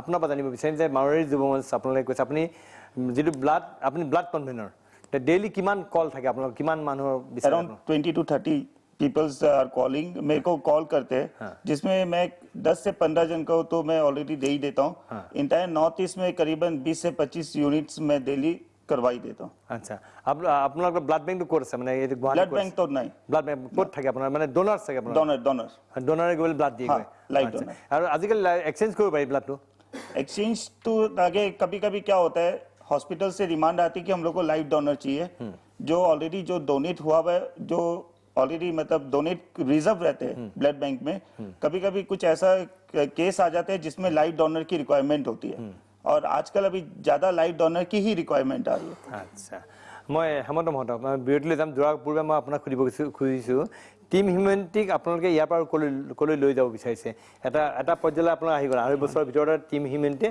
ব্যাপক প্ৰসাৰ লাভ কৰিলে এতিয়া ইয়াক আপোনালোকে কলৈ লৈ যাব বিচাৰিছে এতিয়া আমাৰ চাওক আমি অসমটো নহয় আমি নৰ্থ ইষ্টত আহি গ'লো আমাৰ ত্ৰিপুৰাত আমাৰ টাই আপ আছে শিলচৰত স্মাইলৰ লগত আমাৰ টাই আপ আছে ব্ৰহ্মপুত্ৰ ভেলীত আমাৰ গোটেইকেইখন ডিষ্ট্ৰিক্টতেই আছে আমাৰ বেংগলুৰুত আছে দিল্লীতো আছে হয় আমাৰ হেৰি আছে আমি সদ্যহতে প্ৰথমতে সমগ্ৰ ভাৰতবৰ্ষত আমাৰ নেটৱৰ্কটো কৰিব বিচাৰোঁ আৰু আমাৰ এই অভিযান 100% স্বেচ্ছাসেৱী ৰক্তদান সম্ভৱ নোহোৱা পৰ্যন্ত আমি চলাই যাম এই মিছন চলাই যাম হয় আমি সেইটো কামনা কৰিছোঁ বৰ্তমান মোৰ সৈতে আমাৰ এই অনুষ্ঠানৰ সৈতে যুক্ত হৈছে আসাম ব্লাড ট্ৰেন্সফিউজন তেখেত কাউন্সিলৰ তেখেত আছে ডাইৰেক্টৰ বৰ্ণালী ডেকা সৈতে আমাৰ সাংবাদিক ভাস্কৰ আছে ভাস্কৰক তেখেতে অসমত ৰক্তদানৰ সামগ্ৰিক পৰিৱেশ কিমান প্ৰয়োজনীয়তা কিমান আমাৰ ইয়াত আমি ছাপ্লাই দিব পাৰিছে এইবিলাক বিষয়ে তেখেতে ক'ব আমি পুনৰ গৈছোঁ ভাস্কৰৰ ওচৰলৈ হয় মোৰ লগত আছে কমিশ্যনাৰ FDA বৰ্ণালী ডেকা আমি তেওঁৰ লগত কথা পাতিম এই বিষয়ে বাইদেউ আপোনাৰ ওচৰলৈ আহিছোঁ বৰ্তমান ব্লাড ডোনেশ্যনৰ ক্ষেত্ৰত আমাৰ যিখিনি মানুহ সেই মানুহখিনি কিমান সজাগ আৰু বৰ্তমানৰ পৰিৱেশটো কেনেকুৱা ব্লাড ডোনেশ্যনৰ ক্ষেত্ৰত একচুৱেলি ব্লাড ডোনেশ্যনৰ ক্ষেত্ৰত আমাৰ বৰ্তমানৰ থিংকিংটো হৈছে যে দুটা ধৰণৰ ডোনেশ্যন হয় এটা হৈছে ৰিপ্লেচমেণ্ট যে আপোনাৰ পৰিয়ালৰ কোনো মানুহ অসুস্থ হৈ আছে তেখেতক ব্লাডৰ দৰকাৰ হৈছে তেতিয়া পৰিয়ালৰ কোনোজনে ডোনেট কৰে আৰু অন্যটো হৈছে ভলেণ্টাৰী ব্লাড ডোনেশ্যন যিটো আমি সকলোৱেও হয়তো স্কুল কলেজৰ টাইমৰ পৰা দি আহিছোঁ যে আমি গৈ পেলাই আমি নিজে ডোনেট কৰোঁ তো আমাৰ থিংকিংটো হৈছে যে ভলেণ্টাৰী ব্লাড ডোনেশ্যনটো আমি ফুল্লি কৰি পেলাই ৰিপ্লেচমেণ্টটো ফেজ আউট কৰিব লাগে আৰু বৰ্তমানৰ পৰিস্থিতিত যোৱা বছৰৰ যিটো লাষ্ট আমাৰ ফিগাৰ আমাৰ এতিয়ালৈকে এৰাউণ্ড 63% ভলেণ্টাৰী ডোনেশ্যন হৈছেগৈ আৰু 37% আমাৰ ৰিপ্লেচমেণ্ট ডোনেশ্যনৰ পৰা এইটো হৈ আছে এতিয়া ৰিপ্লেচমেণ্ট ডোনেশ্যনটো জেনেৰেলি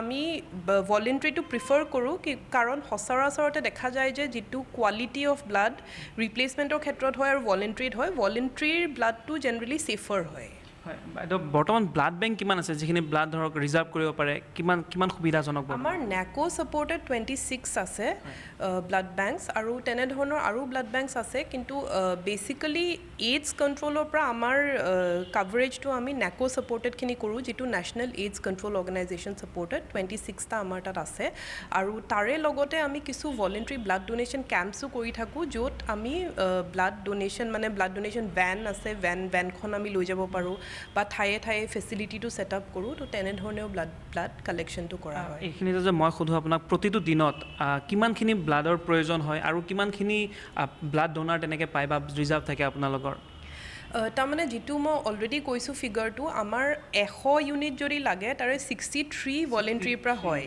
আৰু 37 ৰিপ্লেচমেণ্ট মানে হৈছে যে সেইটো মানে এটা শ্বৰ্টফল কাৰণ আমি ভলেণ্টাৰীৰ পৰা সেইখিনি মিট আপ কৰিবলৈ নোৱাৰালৈকে সেইটো ৰিপ্লেচমেণ্ট হয় যে পৰিয়ালৰ কোনোবা দৰকাৰ হ'লে পৰিয়ালৰে মানুহ এজনে সেইটো ডোনেট কৰিব 100% কৰিবলৈ কি কৰিব লাগিব বুলি আপুনি আমি বিভিন্ন ষ্টেপছ অলৰেডি লৈছোঁ ইনফেক্ট যোৱা কেইবা বছৰৰ ভিতৰত আমাৰ ধৰক 40% 50%ৰ পৰা আহি আজি 60%লৈকে এই ফিগাৰটো আহিছে চ' প্ৰথম কথা হৈছে ডেফিনেটলি এৱেৰনেছ এনেধৰণৰ এক্টিভিটিজত ছ'চিয়েল এৱেৰনেছটো আটাইতকৈ বেছি দৰকাৰী ডেফিনেটলি এৱেৰনেছ এমাংছ দ্য পিপল লাগিব ছ'চিয়েল এৱেৰনেছ যিমান হয় আমি ইতিমধ্যে স্কুল কলেজবিলাকতো RRC বুলি আছে ৰেড ৰিবন ক্লাবছ এইবিলাক এইডছ ৰিলেটেড যিখিনি মানে এৱেৰনেছ ক্ৰিয়েট কৰে লগতে ব্লাড ডোনেশ্যন এইবিলাক আটাইখিনি কৰে ভেৰিয়াছ IC এক্টিভিটিজ কৰা হয় চ' ফাৰ্ষ্ট পইণ্টটো হৈছে এৱেৰনেছ ছেকেণ্ডলি অফক'ৰ্ছ আমি ফেচিলিটিটোও দিব লাগিব যে কোনোবাই ডোনেট কৰিব খুজিলে কেনেদৰে দিয়ে চ' সেইবাবে আমাৰ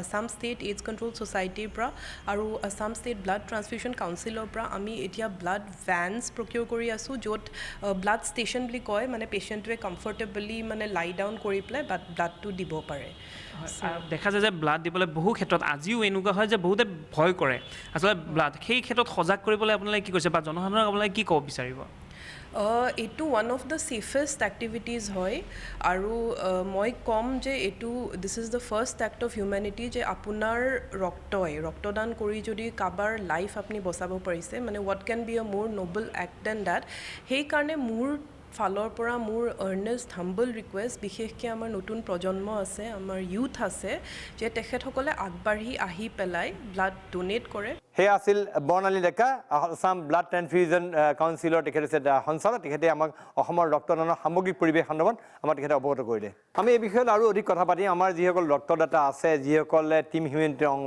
সদস্য তেওঁলোকৰ আৰু বহুত কাহিনী আছে সেইবিলাক কথা জানিম কিন্তু মই তাৰ পূৰ্বে খন্তেক সময় বিৰতি লৈছোঁ বিৰতিৰ পিছত মই আমাৰ মাজত কিৰণ বৰ্মা আছে তেওঁৰ বিষয়টো তেওঁৰ অভিযানৰ বিষয়ে জানিবলৈ চেষ্টা কৰিম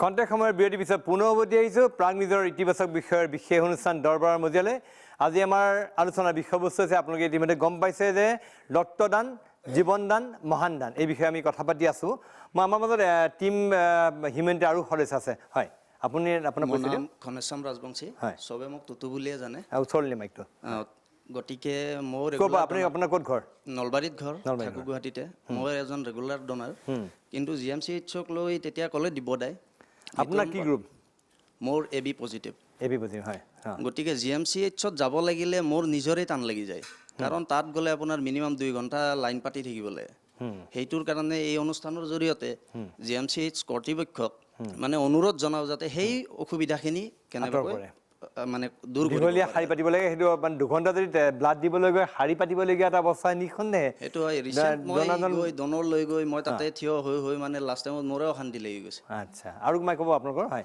সেইফালে পিছত হয় নমস্কাৰ মই গিৰীন্দ্ৰ মই যেতিয়া প্ৰথমবাৰৰ বাবে ব্লাড দিবলৈ গৈছিলোঁ সেই ব্লাডটো মই বৰ বেলেগ ধৰণে দিবলৈ গৈছিলোঁ আপোনালোকক ক'লে আপোনালোকে সম্ভৱ ভয়ো খাব পাৰে 2011 চনত বৰ্তমান মই মানে পইচা বিনিময়ত দিবলৈ যোৱা নাছিলোঁ কিন্তু যাক প্ৰয়োজন হৈছিলে 2011 চনত মোৰ ব্লাডটোৰ ভেলু আছিলে 45,000 45,000 টকাৰ দিবলৈ মানে কোনোবাই ফোন কৰিছে কাৰোবাক ফোন কৰিছে যে AB নিগেটিভ এটা ব্লাড লাগে যাৰ বিনিময়ত 45,000 দিব AB নিগেটিভ আপোনাৰ AB নিগেটিভ আপোনাৰ কৈছে আপোনাক 45,000 দিবলৈ ৰাজি হৈছে 45,000 2011 চনত এটা ইউনিট সেইখন মই সৰু আছিলোঁ ঘৰটো গম নাপায় তাৰপিছত ব্লাড দি থৈ আহিলোঁ তেওঁলোকে যেতিয়া প্ৰথম 45,000ৰ বিনিময়ত এটা ব্লাড কিনিবলৈ বিচাৰিছিলে, যেতিয়া ডোনাৰজন গৈছে তেখেতলোকে গম পাইছে এখেতে 45,000 ল'ব আৰু ব্লাডটো দিব। তাৰপিছত যেতিয়া মই তেতিয়ালৈকে পইচাৰ কথা গম নাপাওঁ, মই সেই মুহূৰ্তলৈকে পইচাৰ কথা গম নাপাওঁ। যেতিয়া মোক 45,000 টকা হাতত ধৰাই দিছে, মই ভাবিছো মই নিজে আচৰিত কি হৈছে এয়া। যদি মই সেই সময়ত 45,000 কোনো কাৰণ নোহোৱাকৈ যেতিয়া মোৰ হাতত পৰিছে, মই আচৰিত। তাৰপিছত তেখেতলোকে ক'লে মই আমাৰ এনেকুৱা আছিলে, আমি লোকক কৈছিলোঁ যে দিম, সেইকাৰণে আপোনাক দিছোঁ। মই বোলো নালাগে, কিন্তু সেই সময়ত মোক এটা মিঠাই টোপোলা দিছিলে, মিঠাই ডাঙৰ টোপোলা এটা দিছে, সেই টোপোলাটো লৈ পেলাই মই ঘৰলৈ আহিছোঁ। তাৰপিছতো মোৰ এনেকুৱা পৰিস্থিতি হৈছে, মোৰ ব্লাডত মই বছৰেকৰ বিহুৰ দিনাখন ৰাতিপুৱা শুই উঠিয়ে মই ব্লাড দিবলৈ যাবলগীয়া হৈছে। ঘৰত গম নাপায়, আহি পেলাই পাইছোহি ঘৰত গালি, তো আজি বিহুৰ দিনাখন নিদি পিছদিনাখন দিলে কি হয়, এনেকুৱা পৰিস্থিতি সঁচাকৈ দেই। মই আহিম, মই অকণমান কিৰণ বা মাটিঘাটৰ কথা মই ক'ব দিব পৰা নাই। মই बामा जी आपसे अभी आसाम का एक्सपीरियंस आपका कैसा रहा? आसाम का एक्सपीरियंस बहुत अच्छा रहा। जब मैं आया तो आपके न्यूज़ ने सबसे पहले समर्थन किया, वेलकम किया, मेरे मैसेज को अपने मीडिया के थ्रू पहुंचा के, उसी के थ्रू मुझे टीम ह्यूमैनिटी से मुलाकात हुई और उसी के थ्रू अब मैं आपके टॉक शो में हूँ। लेकिन यहाँ पर मेरे को एक आई ओपनिंग स्टैटिस्टिक्स एक मेरे को ये ज़रूर मिला कि अगर आपकी एक छोटी सी मुहिम भी है जो बहुत हम्बल है, मतलब आप अगर टीम ह्यूमैनिटी की बात करेंगे तो बहुत ज़्यादा लाइमलाइट में नहीं है, बहुत ज़्यादा सेलिब्रिटी स्टेटस उन्होंने अचीव नहीं किया, लेकिन उसके बावजूद उनका जो एटीट्यूड है, अप्रोच है, जो उनका काम करने का तरीका, वो बहुत हम्बल है। मैं अभी उन्हीं के एक टीममेट के साथ रहा तो मैंने एक अलग तरीके की हॉस्पिटैलिटी देखी, क्योंकि दिल्ली में हमारी हॉस्पिटैलिटी बहुत डिफरेंट होती है, मतलब थोड़ा रिजर्व टाइप, और यहाँ में मतलब वार्मथ मिला है। Yes, warmth. एंड साथ ही साथ यहाँ मेरे को एक नई चीज पता चली, मतलब नई चीज बातें करते करते पता चली कि आप जब ब्लड देते हो, और ये मैं कल की बता रहा हूँ, कल जब टीम ह्यूमैनिटी के थ्रू मैंने किसी को ब्लड दिया, आज सुबह उनका देहांत हो गया। आपने मैंने कल ब्लड दिया था। अच्छा। और आज उनका देहांत हो गया। तो रात को आज सुबह जब मेरे को उनको बताया गया तो मुझे तब एक चीज रियलाइज हुई कि हम इसे रक्तदान क्यों बोलते हैं। रक्तदान बोलना ही नहीं चाहिए। Reason because it's an insurance, we are giving hope to someone, we are not saving life, we are giving hope. And if we are calling blood bank a bank, then we should say insurance policy to this blood donation. So we need to define it in a different way to make sure that whatever we are donating, this is just like an insurance policy. हम लोग insurance policy ले लेते हैं, लेकिन मरना कोई नहीं चाहता एक्सीडेंट से। हर किसी आदमी को के पास, ज्यादातर लोगों के पास, पढ़े लिखे लोगों के पास इंश्योरेंस पॉलिसी है, बट कोई क्लेम नहीं करना चाहेगा कि मरना चाहता है। तो वही चीज हमारे ब्लड डोनेशन में भी होनी चाहिए कि we should make it in a different manner, ताकि ये ऐसा ना लगे कि हम किसी पे फेवर कर रहे हैं या एहसान कर रहे हैं, बिकॉज हम लोग सिर्फ उसको होप दे रहे हैं। और वो जो आशा है, उसी आशा को शायद हम एक अलग तरीके से देखें तो शायद हम ज्यादा लोगों की जान बचा सकें। बहुत बढ़िया, बहुत बढ़िया। अभी आप यहाँ से आप कहाँ तक आपका जो अभी मैं पूरा नॉर्थ ईस्ट जाऊंगा। नॉर्थ ईस्ट के बाद भूटान और नेपाल और दिल्ली। ये 14 जून क्योंकि वर्ल्ड ब्लड डोनर डे है, तो मैं तब तक कंक्लूड करना चाहूंगा दिल्ली में। लेकिन एक अनाउंसमेंट मैं बता दूं, जब इसी जर्नी के दौरान मैंने प्लान किया है कि 2019 में, डेट मुझे नहीं पता, टाइम नहीं पता, so I am just planning. तो 2019 में I am going to travel at least 50 countries all across the world in 1 year. तो यही मुहिम लेके, क्योंकि ब्लड डोनेशन हर एक कंट्री के अंदर बराबर है, तो ब्लड डोनेशन ऐसा नहीं है कि किसी के लिए अलग है और किसी के लिए अलग है। यही मतलब लेके आप घूमेंगे हर जगह, हर देश में। बहुत बढ़िया, आपका शुभकामना है। मैं अपन डॉक्टर दास, अपनी की कहो, अपनी शेषत अपनी সমগ্ৰ অসমবাসী ৰাইজক আপুনি কি আহ্বান দিব, সেই বিষয়ে চমুকৈ কি ক'ব? এই ৰক্তদান প্ৰক্ৰিয়াটো আমাৰ ৰাজ্যত বা আমাৰ দেশত এটা উৎসৱ লেখীয়া পৰ্বৰ নিচিনা হ'ব লাগে।